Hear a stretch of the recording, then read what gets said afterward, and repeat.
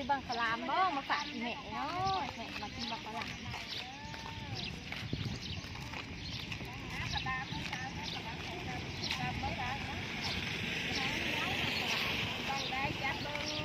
น้อยแล้ว30 ครั้งเลย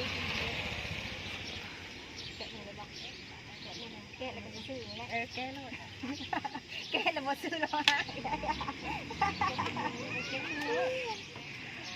อันนี้เด็กเขากำเนี่ยเอาบ่นะ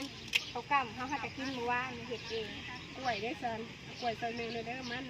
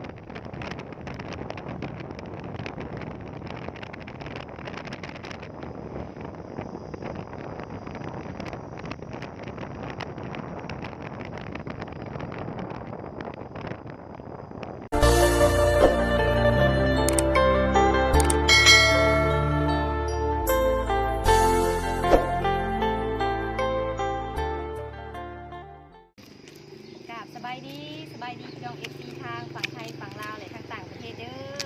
มื้อนี้พาพี่น้อง FC เข้ามาสวรรค์พี่น้องมื้อนี้ก็เป็นมื้องามยามดีเอามาเอาป้ายรถพี่น้องเอ้ยได้เรียบร้อยเลยเด้อป้ายรถนี่นะเหล็กเฮงมาเบิ่งป้ายรถข้างหลังนี่พี่น้องเอาผู้ใดอยากได้เฮงมาเอาเด้อพี่น้องเด้อถึกแล้วตะแรงเนี่ยแล้วก็หลังจากที่ไปเอาป้ายรถอยู่ลัก8เรียบร้อยนะพี่น้องเขามาแต่เช้าพุ่นแหละมาแล้วก็มีสาวให้กะทิมากราบมาไหว้ขอพรน้ำเพื่อนนี่แหละพี่น้องก็ถ่ายดินทางเฮานะพี่น้องเนาะอยู่แขวงสวรรณเขตเลยเคยมาเนี่ยคอมเมนต์ใต้คลิปวิดีโอนี้เลยเด้อพี่น้องเด้ออันนี้จะให้ชีไปซื้อคาดบักเบ้งสะก่อนเดี๋ยวจะเข้าไปเนาะสุดเข้ามามื้อนี้กะลูกนี่ก็เป็นลูกเวียดนะพี่น้องเนาะลูกเวียดนี่คนสุด อันนี้เป็นครั้งแรกที่จะไทยหนุ่มกับสี่เนาะรู้สึกว่าอากาศอยู่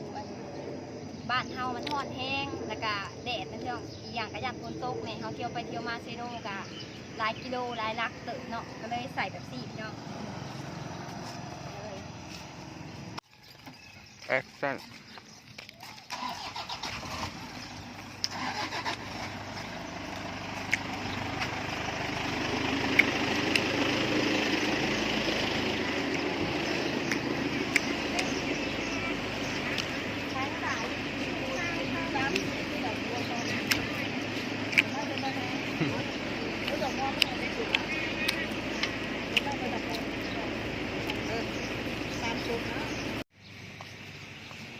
ทอดเลยเด้อพี่น้องมีขนมเบ้งเขาก็ได้เรียบร้อยแล้ววันนี้ไปกราบไปไหวเนาะพี่น้องขอพรนะเผื่อนป้าพี่น้องปะ6 โตตะแรงตรงแหม่งของสถาน400 ล้านหรือว่าเอา800 ล้านดีบ่เนาะ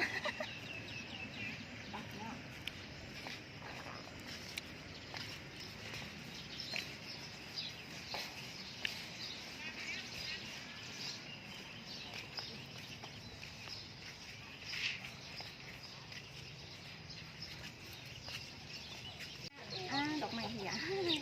ใครจะไปเหี่ยกายยังไงรับอันหนึ่งกับอันหนึ่งเหี่ยจ้ะเขาซื้อดอกไม้เป็นกาบริเวณถูกมันแล้วเนาะเขาก็มาบูชาเอาปักไปจุดถูก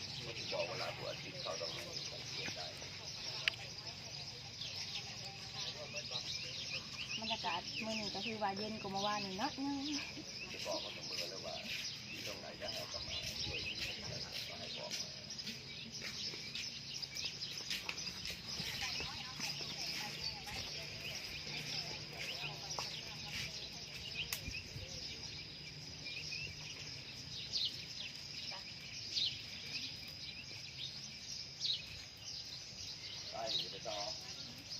คตแต่สัมภูมิหารของพวกเฮาก็ได้มาบริจาคข้าวทั้งเป็นกุศล มาพี่น้องบัดนี้สาวไทยก็สิมามัดแขน มัดแขนเอาส่งเอาใส่ในบาทนี่ กรรมการพวกเฮาก็ได้หักแล้วไม่ทงหล่นไทยก้อนเก็บไข่เขาเกี่ยวยาได้มีน้อยเนาะสาธุแต่อันยังมีผู้ใดผู้หนึ่งพี่น้องเนาะยังข้ายังบริมาบริจาคข้าวทั้งเป็นกุศลผลบุญเมื่อไรก็เลี้ยงแต่แรงมาทั้งคณะกรรมการพวกเฮาจะสืบเสียงเรียงนามบัตรตัวเป็นกุศลผลทานสักในเพื่อศาสนาเนาะอยากตีพี่น้องของพวกเฮาก็บริที่เลือกสัตว์บันแบงวัดนาเนาะนิ่งใส่วัวโมทนาท่านตัวนิ่งแบบใส่จิตโมทนาเนาะมาทั้งท่านบริจาคความกุศลนี้ไว้ในของศาสนา หลังจากที่สาวไทยได้บูชาแล้วก็ผูกแขนเรียบร้อยพี่น้องวันนี้ก็ท้องก็อยากแล้วบ่ได้กินข้าวแต่เช้าๆพี่น้องเอ้ยวันนี้เฮาสิไปกินข้าวอยู่ข้างนอกเด้อพี่น้องข้างนอกนี่ก็สิมีสังกินแหน่ไปเบิ่งนำกันอาหารแขวงสวรรณเขตอาหารอยู่วัดพระธาตุอินทังมาเพียงเนาะไปเบิ่งนำกันว่าอาหารการกินมันมีหยังแหน่พี่น้องสิบังสลามบ่มาฝากอีแม่เนาะแม่มากินบังสลาม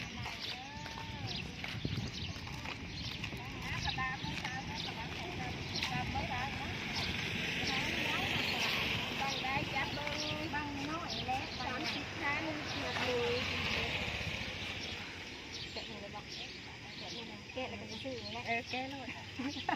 แกะแล้วมาซื้อแล้วฮะ อันนี้เด็กเขากำเนี่ยเอาบ่นะ เขากำเขาจะกินมื้อวานเฮ็ดเอง กล้วยได้ซันกล้วยซอยแม่เลยเด้อมันเป็นกล้วยซื้อ เขาได้ มัน ตอนนี้หน่อย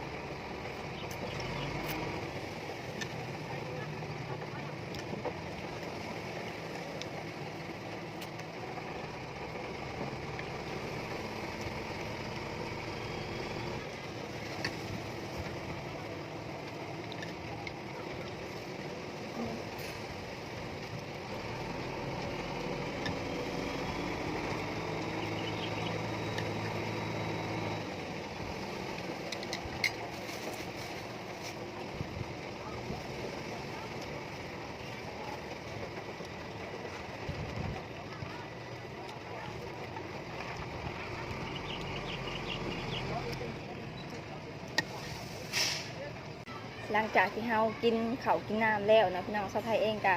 สีลงกับเมืองเซโนบัดนี้เนาะอันนี้เป็นเวลา12 โมงยังแล้วพี่น้อง12 โมงกะถือบ่าเฮามาเมื่อนี้กะเฝ้ามาแล้วก็เฝ้าเมื่อเก็บภาพบรรยากาศมาให้พี่น้อง FC ได้เบิ่งได้ชมกันผู้ใดที่ว่าเคยมาเที่ยว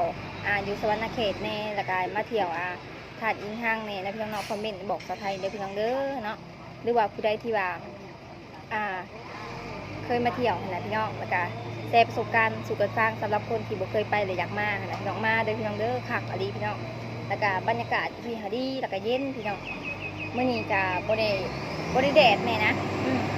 พี่หาเพิ่นเฮ็ดโอนทางเป็นเฮ็ดโอนทางเป็นคนจีดเบิ่นแล้วพี่น้องสะดวกสบายมากะแต่กี้ดูตอนสาวไทยมาช่วง2-3 ปีหลังขนาดพี่น้องยังเป็นขีดินแดงอยู่แล้วก็กว้างเปิดสีเขามาหอดพี่กับมัน2 ลัก 3 ลักเลยพี่น้องเอ้ยเนาะบัดนี้ซุมื้อนี้สบายแล้วเป็นเหตุทางคอนกรีตหนาขากปัญญังเนาะผู้ใดอยากมาเที่ยวมาชมได้ก็มาเด้อพี่น้องเด้อเนาะผู้ใดที่ว่าเบิ่งจบคลิปสาวไทยก็ขอบใจทุกคนสำหรับคลิปนี้สาวไทยสิได้จากลาพี่น้อง FC ไปก่อนมื้อหน้ามาพบกันในคลิปใหม่เด้อพี่น้องเด้อบ๊ายบาย